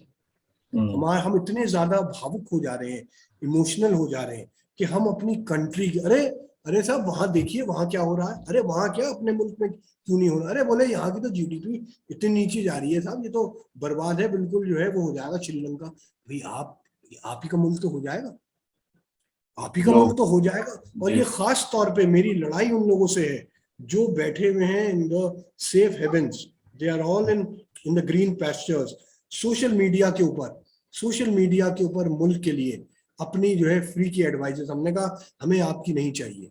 वो निहाल सिंह तक को कहते हैं कि इन्होंने जो है खाकी हाफ पैंट पहन लिया है। मैंने कहा सुनिए, निहाल सिंह कितना खाकी हाफ पैंट पहन ले, लेकिन जो सैयद मेरे अंदर है उसको आप नहीं निकाल लोगे। मैंने कहा समझ लो खालिद फरंगी महली जब तक अभी भी चांद रात को डिक्लेयर नहीं करेगा रोजे तुम्हारे खत्म नहीं होंगे। मैं यहाँ हिंदुस्तान में कम से कम तुम जितना भी मेरे पर इल्जाम लगा लो। मैंने कहा मुझसे बड़ा कौन सेकुलर है? सेकुलर ये आजकल के जो नए जमाने के जो है सूडो जो बन रहे हैं सेकुलर, हमसे बड़ा कोई सेकुलर है भाई? बताइए। मैंने तो इस बात को बहुत बड़े उसमें कही। मैंने कहा कि साहब अलीगढ़ यूनिवर्सिटी के ऊपर कोई बात आई, मैंने कहा इससे बड़ा और क्या हो, मैं वहां से यूनानिमस निर्विरोध जीत के आया हूँ। निहाल सिंह आपके सामने खड़ा हूँ, जब भी निहाल सिंह था आज भी निहाल सिंह है। ये तो आपकी जिम्मेदारी बनती है कि जब आप राजा हो तो राजा को तो फिर अपने हिसाब से चलाना चाहिए ना। जब आप इख्तिदार में आ गए, जिस रास्ते से भी आए, वो एक डिबेटेबल है कि भाई जितने राजा आते थे किसी ने अपनी जो है भाई की गर्दन, कोई कहता है मुसलमान मारे, कोई कहता है हिंदू मारे, कोई कहता है मंदिर गिराया, कोई मस्जिद, वो एक अलग है। लेकिन जब इख्तिदार में आ गए तो भाई साहब ये आपकी जिम्मेदारी बनती है कि हर शहरी जो है वो आपकी जिम्मेदारी है और आप हर आदमी को जवाब दीजिए। मैंने कहा ये कह देना कि साहब ये अलीगढ़ भाई ये हो रहा है तो क्यों हो रहा है, ये हो रहा है तो क्यों हो रहा है, आपको ऊपर इसके ऊपर होना चाहिए। मैंने कहा नेशनल इंटीग्रेशन की जो आप लोग की बनी है काउंसिल, उसमें निहाल सिंह जैसे लोग क्यों को आप जो है बिठवाइए, भेजिए जहां पर भी ये इस टाइप के फसादात होते हैं, ईस्ट दिल्ली में हुआ चाहे यहाँ हुआ, late Nihal Singh submit his report. Why should any MP from your party or from the left party should go? क्यों जाएगा? निहाल सिंह को भेजिए, बोले निहाल सिंह बताओ अपना। निहाल सिंह देंगे आपको। निहाल सिंह जैसे यहाँ पे हजारों और लाखों लोग, उनको इस्तेमाल करिए अगर मुल्क चलाना है तो। अगर ये है कि साहब एक शॉर्ट विजन है, मैं जब तक इख्तिदार में हूँ या नहीं हूँ, जब तक या मुझको आना है इख्तिदार में, इसलिए मैंने करना है। तो मैं आपसे इसीलिए कहता हूँ कि मेरा इख्तिदार का अलग विजन है। मैं इन हालात में आकर के डेमोक्रेटिक सेटअप में तो इख्तिदार के बगैर या तो फिर एक अलग गवर्नेंस का मॉडल हो, और डेमोक्रेटिक सेटअप में तो इख्तिदार के बगैर कुछ हो ही नहीं सकता। नहीं, इख्तिदार में भी मैंने जैसे कहा ये है नेशनल इंटीग्रेशन इस वक्त कितना इंपॉर्टेंट टॉपिक है। नेशनल इंटीग्रेशन इस वक्त सबसे बड़ा इकोनॉमिक्स और सबसे ज्यादा है कि भाईचारा का हम सब लोग से प्रेजेंटेशन लें भाई। अगर कोई बैठा है ऊपर वाला हमारे को ये लेके भाई आप दीजिए how you can do good, आप इंटरनेशनली लोगों को भेजिए जहां पर आपके यहाँ से रेमिटेंसेस आ रहे हैं वहां पर लोगों। अब मैं आपको बताऊं, मेरा अपना जाहिर है और भी चीजें, मैं भी अपने को मतलब मेरी भी कुछ बिजनेस तो है, I do the advisories and all that stuff. तो मेरा ये रहता है कि सब I create a sync between the bigger companies and the smaller companies, how we can get the infra works in India. मैंने 2-4 बड़े मेरे सक्सेसफुल मॉडल्स चल रहे हैं। अब मैं मिडिल ईस्टर्न कंट्रीज के साथ में मेरी बहुत चलती रहती है conference and all that. Finally उनका वो लोग जो है बैकआउट कर रहे हैं, बिकॉज आपके यहाँ से जो नैरेटिव्स जा रहे हैं, जो चीजें जा रही हैं, this is hurting your business even. मैं तो इस बात को कहता हूँ, और इसके बोलने के लिए आपके पास जमीन से जुड़ा हुए आप होने चाहिए, क्योंकि आप ये नहीं कहेंगे कि साहब मुझसे जो है मुझे साहब ने बताया वहां से बैठे हुए कोई से नहीं, मैं तो खुद कर रहा हूँ भाई साहब ये काम। चाइनीज को आप नहीं आने देते हो, मिडिल ईस्ट वाले आ नहीं रहे हैं, यूरोपियंस के पास कुछ बचा नहीं है, America is totally debt ridden, $23 trillion के तो उनके डेट्स हैं, सारा प्रोमिसरी नोट के ऊपर है उनकी इकोनॉमी, वो आपको कहाँ से देगा? तो यार आपको you need to think of it. तो मैं तो कहता हूँ वोटर पॉलिटिक्स खत्म हो, 10 साल के लिए कोई ऐसा सिस्टम आ जाए भैया कि all this voter politics has to end for some time.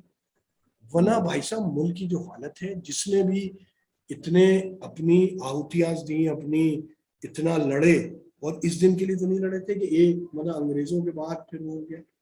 So just the crux is Mujeeb साहब, ये हम सब लोग को मिलकर लड़ाई लड़नी है। ये कोई हिंदू मुसलमान की लड़ाई नहीं है, ये सर्वाइवल की लड़ाई है, हैव एंड हैव नॉट्स की लड़ाई है। और मैंने लोगों से कहा वो दिन दूर नहीं है, आप देखिए ट्रैफिक लाइट के ऊपर पहले मांगने वाला दूर से मांगता था दिल्ली में, अब वो शीशे को खटखटाने लगा है जोर से। मैंने कहा दिन दूर नहीं है, याद रखना शीशे तोड़ के गिरबान छीनेगा, पकड़ेगा। जब वो छीनेगा, जब वो पूछेगा कि छीने भाई ये मोहम्मद आए कहाँ से तेरे पास पैसे, मेरे बच्चे क्यों क्यों सोएंगे भूखे, छीनेगा वो चाहे सही, हिंदू हो चाहे मुसलमान। सही इसका बात। हमको सोल्यूशन निकालना।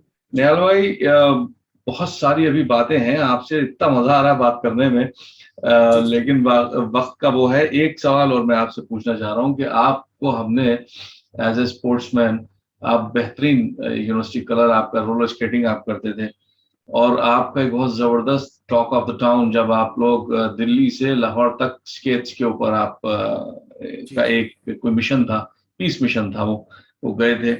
तो उसके बाद फिर आपने ये अचानक घोड़ों के प्रति प्रेम कैसे उत्पन्न हुआ आपके अंदर, जो है आप जो है खुद भी घुड़सवारी आप बहुत सारी करते हैं, और उसके अलावा ये कि स्टेट फॉर्म्स के साथ भी एसोसिएटेड हैं, और एकेडमी भी आपकी है, राइडिंग एकेडमी है। जी जी। ये कैसे एकदम से चेंज आया?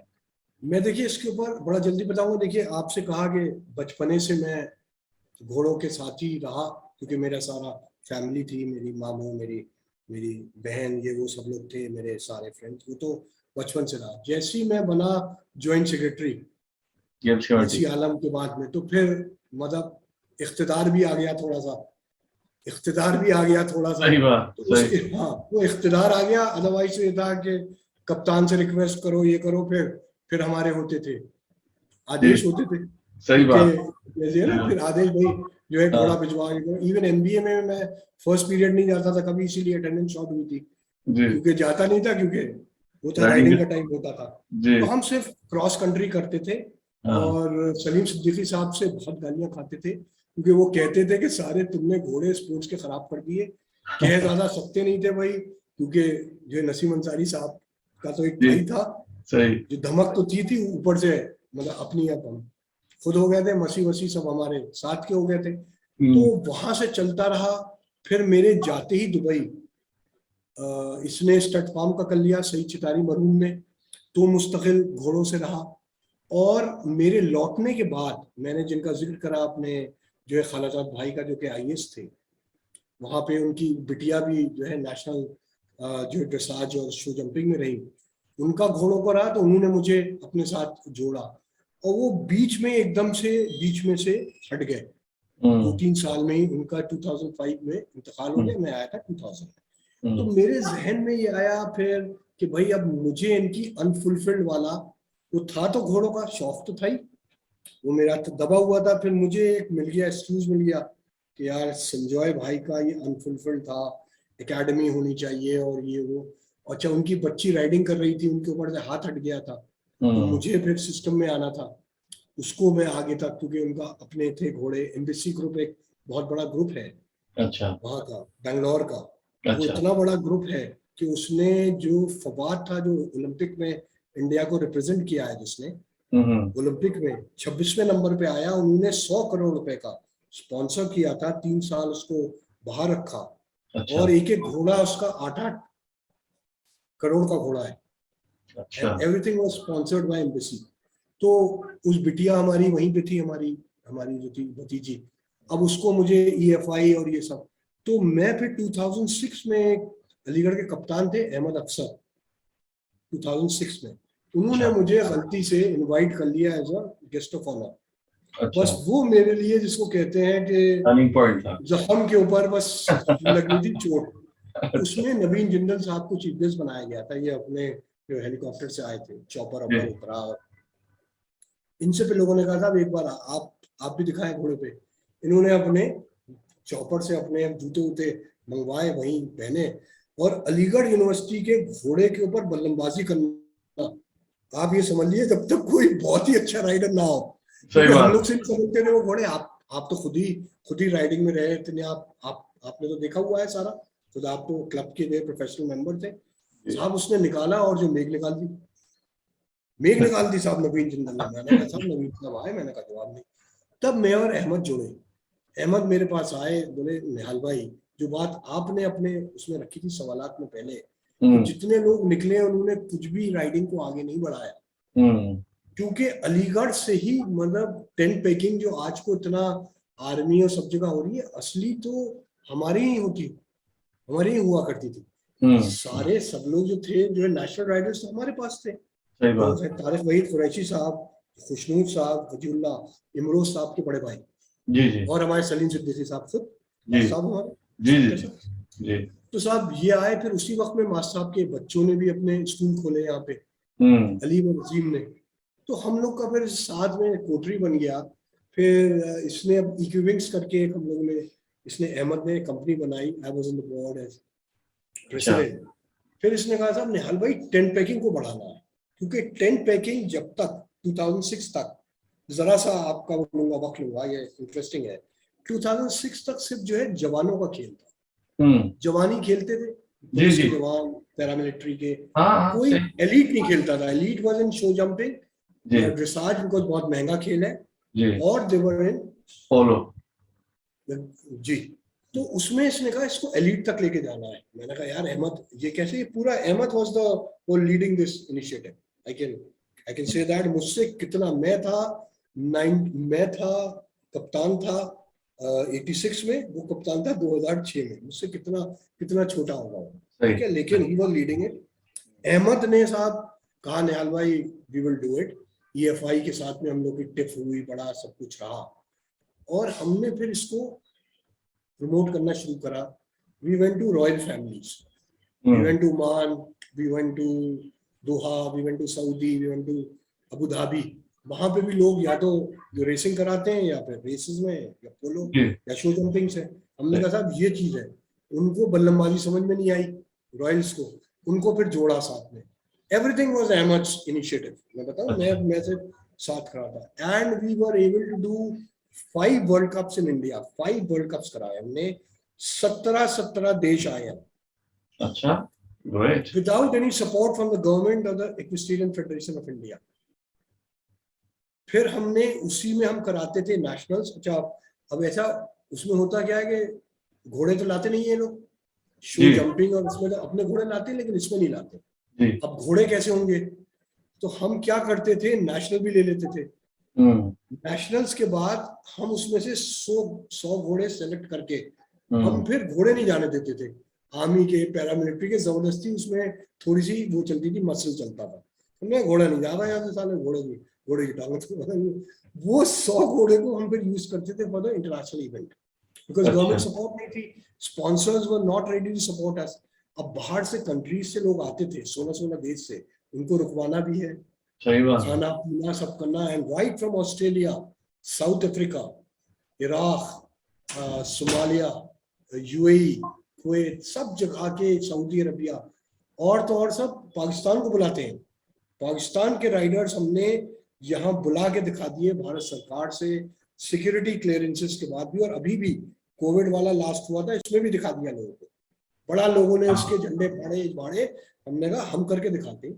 मैंने हम्म लोगों से कहा ना, अगर आपके पास जज्बा है तो हम यही चीज सियासत में क्यों नहीं कर सकते। तो बहरहाल हमने हम्म, ये चीज करा।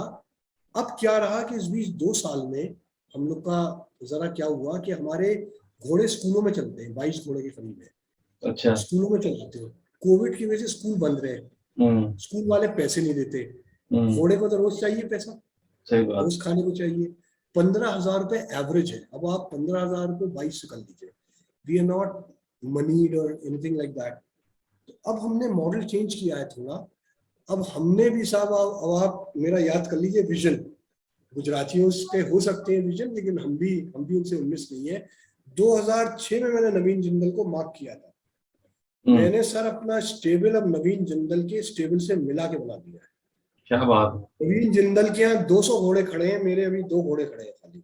है, अच्छा, नवीन के 200 घोड़े खड़े हैं अंदर, all from Argentina and all that. मेरे अपने 2 घोड़े खड़े हैं। अभी मैंने जो है 16 बीघा जगह ली है वहां, क्योंकि जहाँ पे नवीन जिंदल का ये एरिया है, वहां हम्म नवीन जिंदल किसी को आने नहीं देते, हम्म उनका कोठरी है। अब वो सब स्टेबलिंग करते हैं फॉर अमरिंदर सिंह हॉर्सेस, हम्म, अमरिंदर, जी तो पंजाब वो वाले, horses they do it for Sanjay Kapoor, सोना हम्म वाले। they do it for Saif Ali Khan, they do it for ये जो है अपना हरियाणा का जो एक्टर है हमारा, इसके ऐसे करके उस एरिया में 400-500 घोड़े खड़े रहते हैं। और ये नोएडा में है, गांव है या रायपुर, वहां पर सबने कहा निहाल भाई जगह नहीं मिल सकती। मैंने कहा यार जब सोच लिया, जब गहरे पानी में कूद गया सर, मैंने स्टेबल के लिए भी जगह ले ली और इस झगड़े लड़ाई में 15-16 बीघा ले ली फॉर आवर ओन एकेडमी। अभी वहां पे लोगों की वो लगी हुई है फसल, वो मुझे जो है 20 मई तक हो जाएगी खाली। तो मतलब ये है कि अब हमने कहा कि हम यहाँ ट्रेनिंग करेंगे बच्चों की for tent pegging and for पोलो।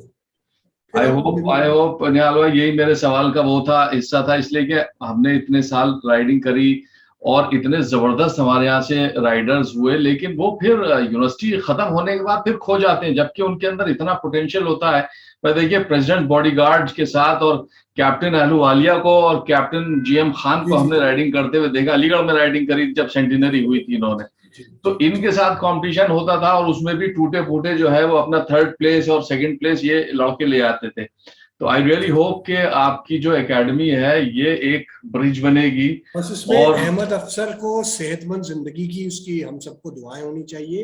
अहमद का बहुत बड़ा कंट्रीब्यूशन है, अहमद हमारा इस चीज में वो टीम लीडर है। अभी तक मैं अहमद को यहाँ तक नहीं लाया उस साइड तक। मैंने कहा जब ग्राउंड तैयार हो जाएगा अहमद को मैं कहूंगा अब हमें कोई ईएफआई के पास नहीं जाना है, 16 बीघा अपनी कर लिए भाई, अब हम इवेंट्स यहाँ पे करेंगे। This is a surprise for Ahmed. मैंने पूरा स्टेबल करके, क्योंकि अहमद बहुत परेशान रहे इस बीच में 2 साल में, जाहिर है हम सब लोग परेशान थे बहुत ज्यादा, तो ये सारी चीज स्टार्ट करी है। इंशाल्लाह भी हमारे और घोड़े आ रहे हैं, कुछ जोधपुर में ले लिए 5 घोड़े हमने। जबरदस्त। इंशाल्लाह जो है अगले दौरे पर जो है राइडिंग आपके आप आइए, जरूर आइए। अगली बार यही आप लोग बाहर हैं, प्लीज हिंदुस्तान के बारे में पॉजिटिव सोचिए और ये सोचिए कि आने वाले टाइम में हो सकता है टाइम लगे, मैं नहीं कह रहा कि 24 और 27 और 29, लेकिन अगर हम आज से जुड़ेंगे, मैं सबसे एक ही बात सबसे कहता हूं कि मेरी सेहतमंद जिंदगी की दुआ कर लेना इंशाल्लाह। इख्तियार में तो मैं बैठ करके दिखाऊंगा, लेकिन अपनी टर्म्स पे। मैं लोगों से कहता हूं मैं अपनी टर्म्स पे बैठूंगा इंशाल्लाह। मैंने बहुत बड़ी बात कहीं पर बोली, एक बीजेपी का वो था, मैंने कहा आप मुझको अलीगढ़ से दिलवाइए टिकट और मैं आपकी इस ड्रीम को भी पूरा कर दूंगा कि मुसलमान भाई मुझको वहां से जितवा के ला करके पार्लियामेंट में बिठवा देंगे, क्योंकि उनको ये रहेगा कि अपना बैठा है, जब चाहेंगे उसकी गर्दन पकड़ लेंगे। सतीश गौतम से हमारी अपनी इंटरनल लड़ाइयां नहीं रहेंगी। मैंने कहा ये मैं कोई अपनी मार्केटिंग नहीं कर रहा, लेकिन आप लोग इस बात को प्रधान सेवक तक पहुंचवाइएगा कि इवन बीजेपी जो है जी, सही बात है। You are such an inspiration. Ideology हम अपनी खुद बनाते हैं, हम नहीं चलते किसी की आइडियोलॉजी पे। आइडियोलॉजी हमारी अपनी, हमारे देश को जोड़ने की आइडियोलॉजी है, वो उनकी हो सकता है कुछ, लेकिन हम अपने टर्म्स पे ज्वाइन करेंगे सिस्टम को। बिल्कुल हमारे लिए कोई शेड्यूल कास्ट नहीं। तो I am not saying that I have anything to do with BJP, because I know they मतलब we are not acceptable in that fraternity because we don't belong to their mindsets and we have not done anything. Neither I will do anything which goes against my ideology or what my family, मेरे माँ बाप की जो मेरी हुई है तरबियत उसमें और इन लोग की सोच में फर्क हो सकता है। बट मैंने तो एक जनरल बात कही कहीं पे, तो इतना कॉन्फिडेंट हूँ अपने ऊपर और अपने जो है साथियों के ऊपर। मैंने कहा मुझे जाटों की भी जरूरत नहीं पड़ेगी सपोर्ट की, मुझको मेरे जो है मुसलमान दोस्त और भाई मुझको जितवा करके सारी दुनिया को दिखा देंगे, देखो हम चाहें अगर तो ये भी करते हैं। तो आई एम जस्ट सेइंग, मुझे तो ये मैं कहता हूँ कि we have not lost anything, ये वक्ती चीज है, इंशाल्लाह it's a matter of time. इंशाल्लाह इनकी भी समझ में आने लगा है। अब आप देखिए यूपी में जो लोग हैं उनका बदला हुआ सब चीज है, हर चीज बहुत चीजें अब जो है लॉजिकल बात होने लगी है ऊपर से। अगर मैं कोई बात को बहुत ज्यादा वो नहीं करूंगा, वाजे नहीं करूंगा, लेकिन यूपी के अभी के जो इस वक्त के हालात थे, कुछ मुझे थोड़ा सा लगा कि लग रही है तब्दीली लग रही है जी। अल्लाह करीम है। नहीं बिल्कुल निहाल भाई, lead us from the front, और ये कि we are proud of you, और इंशाल्लाह आपकी सेहत के लिए, आपकी कामयाबी के लिए भाई साहब दुआ है और ये कि जो है जो इस वक्त मौजूदा सूरत हाल है आप उसमें बतौर एक ब्रिज के और अपने इसी अज़्म के साथ जो है वो जुटे रहिए। इंशाल्लाह नज़्र मिनल्लाह फतहुन करीब, अल्लाह की तरफ से फतह करीब है।